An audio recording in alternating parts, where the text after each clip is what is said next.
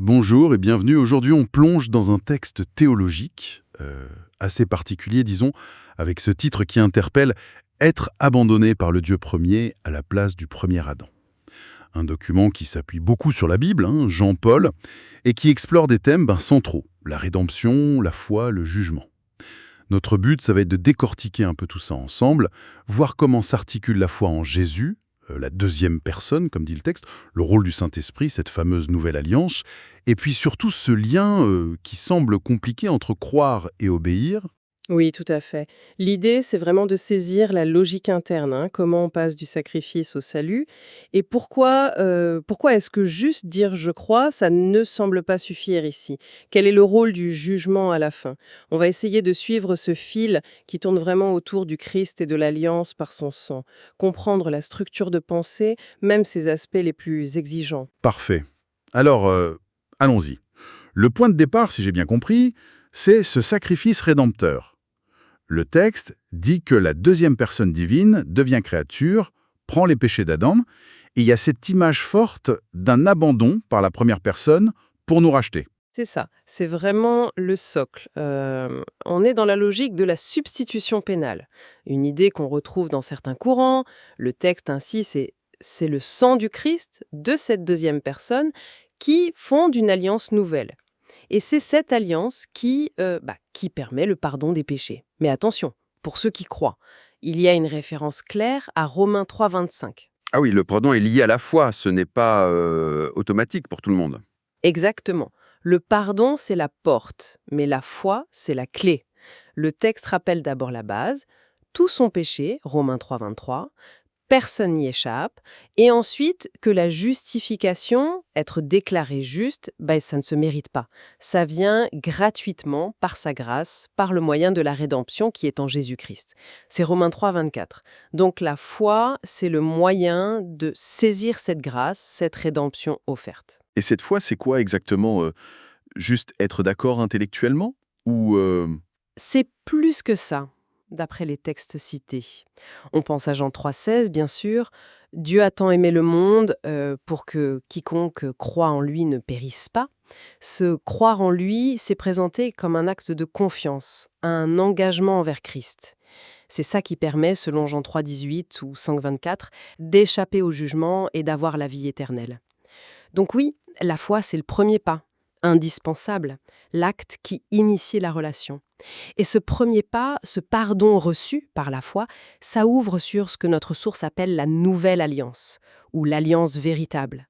C'est vraiment un concept clé qui structure tout le reste.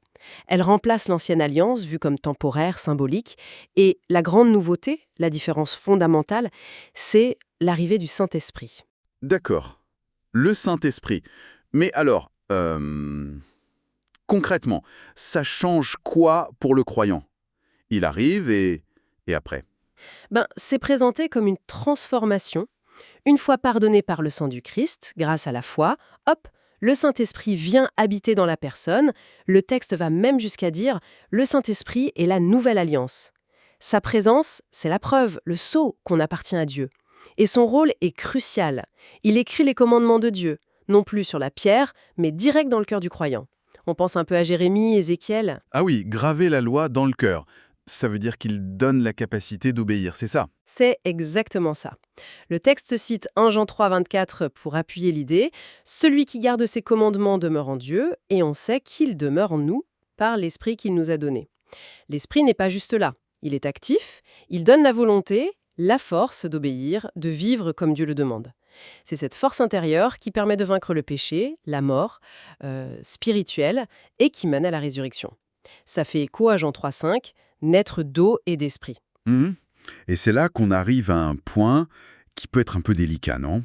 Pour ceux qui pensent le salut c'est par la foi, point final, le texte, lui, insiste lourdement, la foi doit être prouvée par l'obéissance. Juste dire «je crois», ça ne suffit pas. Revient. Une foi qui ne débouche pas sur une vie d'obéissance, elle est vue comme fausse, morte même. L'auteur cite 1 Jean 2,4 comme un avertissement. Celui qui dit «je l'ai connu», mais ne garde pas ses commandements, est un menteur. Donc l'obéissance, ce n'est pas pour gagner le salut, attention. C'est la preuve que la foi qui reçoit le salut est authentique. D'accord. Mais Quelle obéissance? On doit suivre toute la loi de Moïse, les centaines de commandements? Non, non, le texte est clair là-dessus, hein. Ce n'est pas un retour à toute la loi mosaïque. Il parle de la loi du Christ en référence à 1 Corinthiens 9, 21. Et cette loi, en gros, c'est l'amour. Aimer Dieu, aimer son prochain. Mais attention, Attention, comment ça? C'est pas juste un sentiment? non, c'est un amour radical qui va jusqu'au sacrifice de soi. Comme Christ, le texte prend 1 Jean 3, 16. Il a donné sa vie pour nous. Nous aussi, nous devons donner notre vie pour les frères. Le grand commandement, d'après 1 Jean 3, 23, c'est double. Croire au nom de son Fils Jésus-Christ et nous aimer les uns les autres. C'est cet amour actif, concret, parfois coûteux, qui est la marque de l'obéissance dans cette nouvelle alliance. Un amour rendu possible par l'Esprit. D'ailleurs, ne pas aimer son frère, c'est vu comme incompatible avec la vie éternelle. C'est presque assimilé au meurtre dans 1 Jean 3. Cet amour rendu possible par l'Esprit, ça nous ramène à la question de la grâce. Si c'est l'Esprit qui permet d'aimer, d'obéir, où est la part humaine? Notre responsabilité. C'est une tension que le texte explore, oui. Il affirme que c'est la grâce de Dieu qui donne la capacité d'obéir, de persévérer. Le Saint-Esprit aide à lutter contre nos mauvais penchants, la chair, mais, et c'est là que c'est important dans cette théologie, l'humain garde sa volonté. Il peut dire non à cette grâce. Dieu propose, il aide, il rend possible, mais il ne force pas. L'obéissance reste un choix, une coopération avec la grâce offerte. Donc les difficultés, les tentations, elles servent à tester cette coopération, à voir si on choisit vraiment la grâce. C'est un peu ça l'idée. Les épreuves révèlent ce qu'il y a vraiment dans le cœur. Si la foi est réelle, dit le texte, la personne va utiliser la grâce pour obéir, même si c'est dur. Elle n'utilisera pas la grâce comme prétexte pour pécher.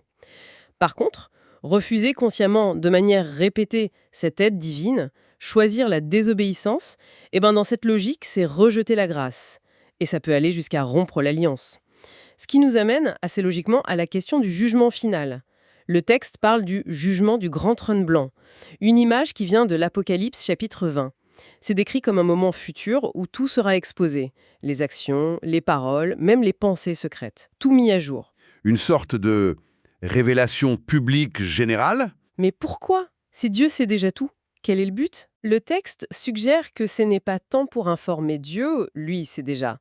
C'est plutôt une démonstration publique de sa justice et de la vérité de chaque vie. Comme si, devant tout l'univers, il fallait montrer pourquoi chacun reçoit tel ou tel verdict. Ça sert à prouver publiquement si la foi de départ était réelle, vivante et, surtout, si elle a tenu bon jusqu'au bout. Si elle a tenu de bon. Attendez, ça veut dire que les croyants aussi passent par ce jugement pour vérifier leur persévérance? C'est pas juste pour les autres? Tout à fait. Selon cette lecture, tout le monde est concerné. Pour les croyants, le jugement examine l'authenticité et la persévérance de leur foi et de leur obéissance. Et c'est là qu'arrive un point particulièrement sévère de ce texte. Le pardon reçu au début, ce n'est pas une assurance vie éternelle automatique. Comment ça? Le pardon peut être retiré? Annulé? C'est ce que le texte soutient. Oui, si quelqu'un qui a cru, qui a été pardonné, abandonne volontairement la foi, l'apostasie, ou retombe dans des péchés graves et s'y installe, des exemples comme le meurtre, l'adultère, le vol sont donnés, et qu'il n'y a pas de repentance sincère, de retour à l'obéissance, alors le pardon initial est vu comme annulé.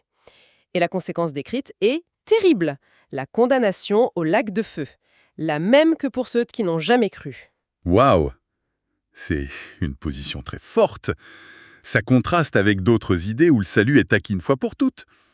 Comment le texte justifie cette possibilité d'annulation? La justification vient de la nature même de l'alliance. Une alliance, ça implique des engagements des deux côtés. Dieu donne le pardon, la grâce, l'esprit. Le croyant répond par la foi et s'engage à obéir, une obéissance rendue possible par la grâce, on est d'accord. Mais si le croyant brise volontairement et de façon persistante sa part du contrat, en refusant la grâce, en choisissant la désobéissance grave sans se repentir, alors il se met lui-même en dehors des bénédictions de l'Alliance, y compris le pardon. Le texte fait un parallèle avec Israël dans l'Ancienne Alliance. Ils étaient le peuple élu, mais beaucoup ont été jugés pour leur infidélité. La Nouvelle Alliance est bien supérieure en grâce, mais elle n'efface pas la responsabilité humaine, ni la possibilité de rejeter volontairement cette alliance. Donc pour résumer cette partie, La persévérance, à la fois dans la foi et dans l'obéissance aimante, c'est absolument nécessaire pour le salut final d'après cette source. C'est exactement l'idée. Le salut final dépend de cette persévérance jusqu'à la fin. Ce n'est pas gagner son ciel par ses efforts, l'obéissance vient de la grâce, mais c'est prouvé, par cette coopération continue avec la grâce, que la foi était vraie et que l'alliance est maintenue. Et il faut vraiment souligner que tout ce système tourne autour de Jésus-Christ, la deuxième personne. Son rôle est absolument central, exclusif, il est le seul chemin vers le Père. Acte 4.12, et sous-jacent aucun autre nom. Le connaître, lui et le Père, c'est ça la vie éternelle, comme dit Jean 17.3. Il est vu sous 3 angles. Prophète, il révèle la loi d'amour de Dieu. Prêtre, son sacrifice donne le pardon à ceux qui croient, se repentent, obéissent. Et roi, il juge et valide ceux qui sont restés fidèles. Lui désobéir consciemment, durablement, c'est dans cette logique soit n'avoir jamais cru vraiment, soit avoir abandonné. Il est la source de vie. Jean 6. L'agent de la résurrection. Jean 11. On ne peut pas comprendre cette théologie sans le mettre au centre absolu. Bon, si on essaye de rassembler tout ça, on part du sacrifice du Christ, la foi permet d'y accéder, d'avoir le pardon. Ce pardon scelle une nouvelle alliance, avec le Saint-Esprit qui vient habiter en nous, et cet esprit nous donne une nouvelle capacité, aimer Dieu, aimer les autres. C'est ça, la loi du Christ. C'est ça. Mais le point crucial que martèle cette source, c'est que ce début, cette foi, ce pardon, ce n'est pas la fin de l'histoire. Ça doit être prouvé, validé par une obéissance qui dure. Cet amour en action, c'est le fruit de la grâce. Mais, et c'est là toute la tension, on peut toujours choisir d'accepter ou de refuser cette grâce. Du coup, le jugement final, c'est le moment de vérité. La foi a-t-elle été conséquente? A-t-elle tenu?